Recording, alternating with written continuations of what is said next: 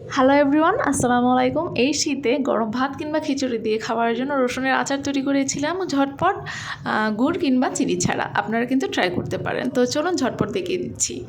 এর জন্য আমি এখানে রসুন নিয়েছি, খোসা ছাড়িয়ে নিয়েছি রসুনের কোয়াগুলোর। আর ফোড়নের জন্য নিয়েছি শুকনা মরিচ, কালো জিরা, তেজপাতা, একটুখানি সাদা জিরা আর এক টুকরো দারচিনি।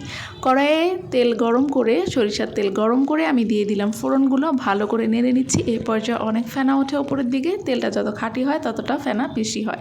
তো এর জন্য কিন্তু খুব অনবরত নাড়তে হবে রসুনগুলো দেওয়ার পরে, যাতে লেগে না যায়। রসুনগুলো দেওয়ার পরে খুব ভালো করে নেড়ে নিচ্ছি। এক্ষেত্রে আমি অল্প একটু লবণ দিয়ে দিচ্ছি, যাতে খুব ভালো করে সেদ্ধ হয়ে যায় তাড়াতাড়ি। এক্ষেত্রে একটু হলুদও দেওয়া যেতে পারে, আমি হলুদটা দিচ্ছি না। রসুন এইভাবে কিন্তু আলাদা পানি দেওয়া কিংবা রসুনটা আলাদা করে চামচ দিয়ে কেচে নেওয়া, ছিদ্র করার কোনো প্রয়োজন নেই। রসুনটা এই তেলের গরমেই কিন্তু সেদ্ধ হয়ে যায়। কাঁটা চামচ কিংবা খুন্তির সাহায্যে দেখলেই হয়ে যায়। নামানোর 2 মিনিট আগে আমি পাঁচফোড়ন গুঁড়োটা দিয়ে দিয়েছি। তারপরে মেয়োনেজের যে খালি জারটা ছিল, কাচের জার, এটা আমি সংরক্ষণ করে নিচ্ছি।